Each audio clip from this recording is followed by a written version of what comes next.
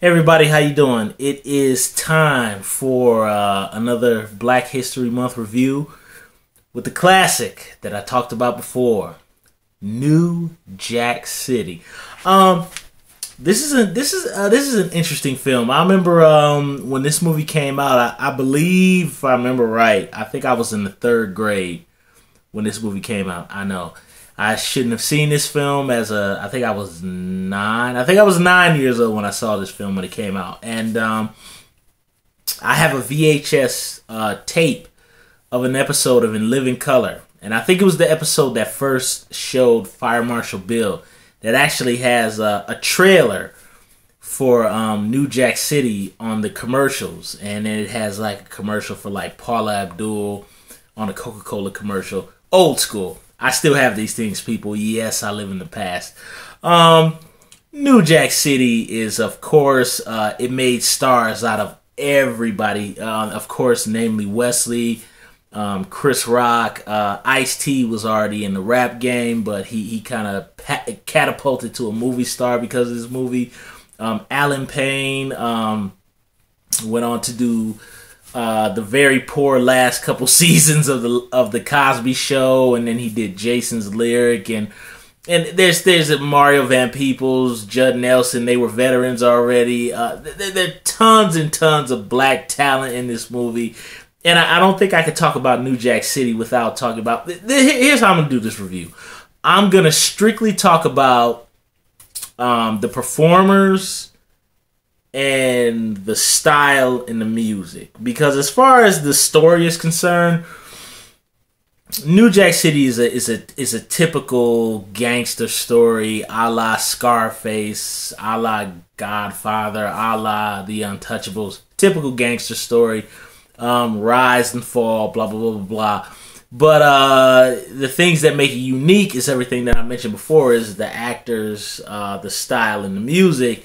And the fact that this kind of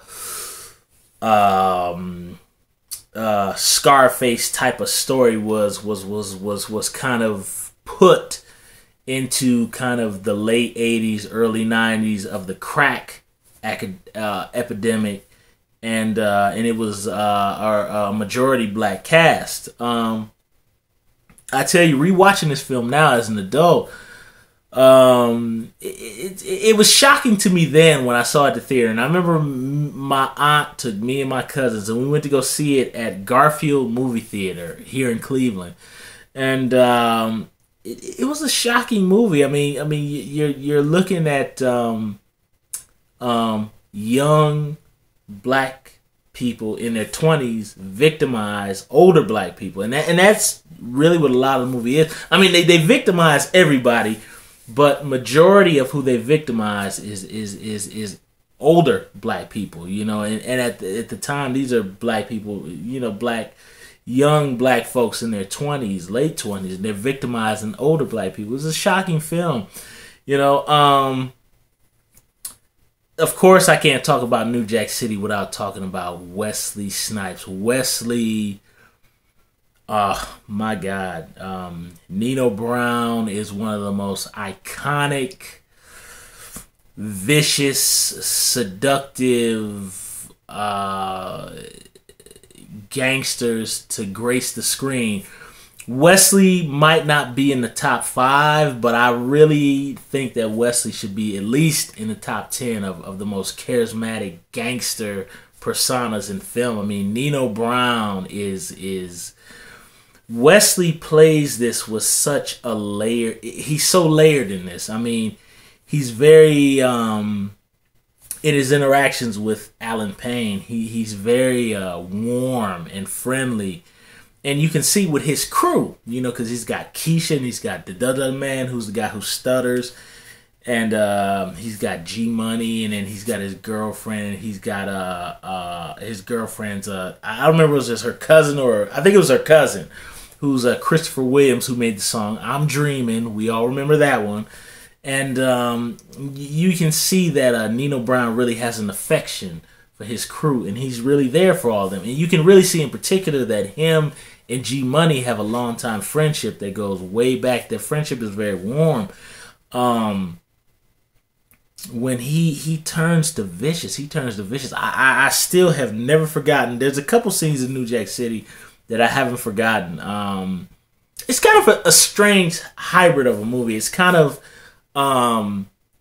entertainment gangster movie, then it's a cop movie, then it's an anti-drug movie, and then it's a music video. So it's kind of chopped up within that. But then again, this movie came out in 1991, and that was kind of the era of the, as I said in my Mo Money review, kind of the musical montages, the colorful outfits, and oh my God, people, when you see some of the hairstyles and the music and the outfits in this movie, it brings back fond memories.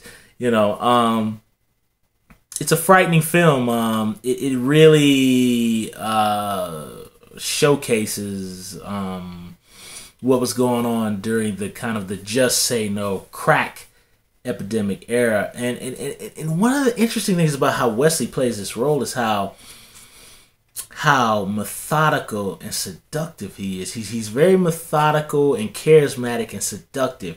And he lays out this plan of, you know, his best friend G Money comes to him and says, you know, hey, you know, we're not talking about cocaine. We're talking about, you know, crack, which, at least to my understanding, I'm not a drug dealer, but those of you out there in YouTube land can correct me in the comment section, but I think cocaine is like a cheaper... I'm sorry, crack is the cheap form of cocaine for the streets. So it's like, if you weren't 80s yuppie rich and couldn't afford cocaine, you could get crack, and it gives you a stronger hit, at least from my understanding. I'm not a drug dealer. But, you know, Nino Brown lays out this methodical plan, and Wesley plays him with just such an intelligence and a viciousness and a cruelness and a egotistical, arrogant kind of thing. And they take over this housing project where basically the Cash Money Brothers, which is this group of drug dealers, they basically kill and maim the people who live in this housing project, and they turn it into basically a drugstore for crack addicts and crack dealers. It's really shocking being older now and understanding the plot. The scene is still stuck with me. In particular, was the scene where Wesley, I don't know whether the guy owns the Carter or whether he's the landlord or whatever he is, but Wesley has a shotgun to his throat, and he's walking him in front of everybody butt naked. I remember being so shocked by that scene when I first saw this film. And he humiliates the guy, and he's got a pump shotgun to his head, which will make his head explode. You know, and he says, you know, give control of the Carter, blah, blah, blah. And of course, obviously gives it. And then the iconic scene of Chris Rock with the purple lips. I don't think any of us who've ever seen New Jack City, particularly for those who saw it when it was at theater or when it first came on video, I don't think any of us have ever forgotten Chris Rock with those purple lips and the sweaty face and the turkey. I've never forgotten it. I'm 32 years old, and that is ingrained in my mind. I've never forgotten it. New Jack City, as far as the plot line is concerned, it's typical gangster stuff. But what really makes this movie is the different range of talent they have in it. You got Wesley, who's an actor. You got Ice-T, who's a rapper, but he's from the streets, so he plays the cop. And, you know, as we all know, cops and criminals are virtually seamless. You know, they know each other very well. Ice-T brings just a very street kind of reality to the character. Chris Rock plays the ultimate victim. I mean, in those scenes where he's in the meetings with drug addicts and alcoholics, and they're talking about my baby was born blind, and I sold my baby's Pampers, and I hold. It's a powerful scene, man. I mean, if anything, I think the weakest part of New Jack City is kind of the action cops and robbers stuff. I think the more kind of PSA. And I grew up in the 80s and the early 90s, so I remember the Just Say No era. I think the kind of the preachy kind of Just Say No kind of stuff about crack is the most powerful stuff in this film. I mean, these actors deliver. They put so much into it, whether it be the villains or whether it be the heroes, and I think the dramatic parts of New Jack City are the most powerful parts of the film. The stuff with the cops and robbers, it's good and it's shot well, but I don't think it's as powerful. I think really the things that work is kind of Wesley and his crew and the actors. It's very strong performing. The film is also very vicious, as I said about the scene where he walks the guy down the street and Chris Rock with the purple lips. It's also a very sexual film. I love how when the divide comes, because if you're a gangster, naturally you rise and then you fall. One of the scene I like is what divides Nino Brown and G Money is ultimately a woman, even though the girl who divides him is kind of and they say it in the movie, she's kind of like a stripper, hoe, but that ultimately is what divides the brothers, and everything falls apart. The style of this film is very, very cutty. Excuse me.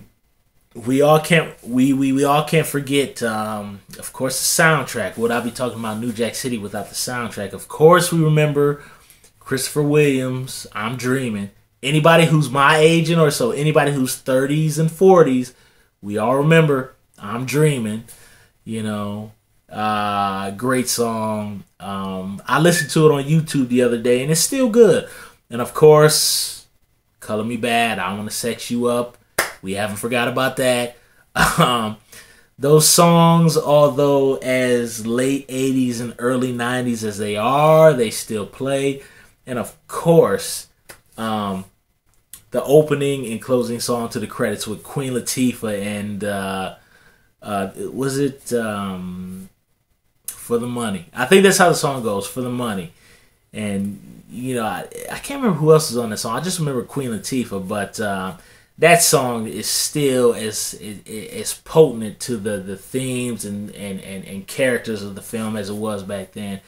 New Jack City is a fantastic piece of filmmaking. It's really the actors and the style as far as the cinematography, because of course this is the early 90s, so there's a lot of blues and reds, and Nino Brown has red and blue suits. Just like Mo Money, it has that kind of style to it, and the music. It's a fantastic film. Mario Van Peebles knocked this movie out the park. I think the message about how crack destroys your community is so strong in this film, and the actors, you know what I mean? Because if you took weaker actors and put it in New Jack City, it wouldn't be as powerful as a movie. But the fact that you got Wesley and all these, you got singers, rappers, you got all this various range of black talent in this film, and they really raise the story above a standard action picture. It's a great movie. I've always loved New Jack City. I really think I saw Wesley Snipes on TV not too long ago, and Wesley kind of I don't want to say he disregards New Jack City, but he kind of doesn't appreciate it as much as the fans do. But New Jack City made Wesley. I think that he played the ultimate villain. I mean, Nino Brown is unlike any other villain I've ever seen on screen, especially played by a black actor. So I don't know what else to say about New Jack City. It's a fantastic movie, great music. It's got a great message. It's very hard hitting. It's very disturbing. It's a typical kind of cops and robbers script, but the actors and the style of the filmmaking kind of raise it above what it is. I love New Jack City to the T. It's a fantastic film. In my opinion, I think that's one of Mario Van Peebles' greatest movies. There's a ton of just shocking scenes. I mean, from him walking the dude down the street butt naked to Wesley Snipes stabbing the dude, Christopher Williams in the hand, to Chris Rock with the purple lips. It's a phenomenal movie. It's only an hour and a half, but I love New Jack City. It's a great film.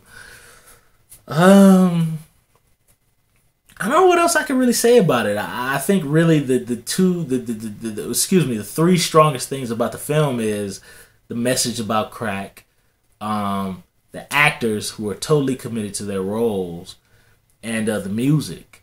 You know, I think those are the strongest parts of New Jack City. I don't think anybody has ever forgotten the performances and the music. I think if anything, that's what people remember most about New Jack City. So it's kind of a quick review. I didn't go too in depth, but New Jack City is just, I mean, it's great. We can't forget it. As far as my reviews that are coming up, I had a special request for Harlem Nights, so I'm going to do that. The month is almost over, so I'm kind of trying to cram as many as I can. So as far as, I just came off of hand, so I'm going to do Harlem Nights. I want to do School Days by Spike Lee. I want to do Ricochet with Denzel Washington. I want to do Candyman. I want to do Crush Groove, and I want to do The Last Dragon. Those are the next ones that I want to do. I was thinking of a TV show review. I want to review The Cosby Show. I'm gonna squeeze that in as best I can, folks. So I'm doing what I can. You know, I waited a little bit too late, but I'm gonna do what I can. I might squeeze in Eddie Murphy Raw. Might. We'll see about that. But that's the end of my New Jack City review. I love New Jack City. There's nothing more positive I can say about it. Oh, another movie I just thought of. I might squeeze in Posse, Mario Van Peebles' second film, the Black Western. So I'm gonna cram these as best as I can. I might be able to even get in Deep Cover 2 with Lawrence Fishburne. Excuse me, at the time he was Larry Fishburne. So I'm gonna squeeze them as best I can, folks. But that's RMJ Movie Reviews Incorporated. I'm doing the best I can. I'm trying to get everything together, so I'll holler at you guys later. Subscribe to my channel. Please give me feedback about the movies I reviewed and this and that. But I'll talk to you guys later. Okay, have a nice evening.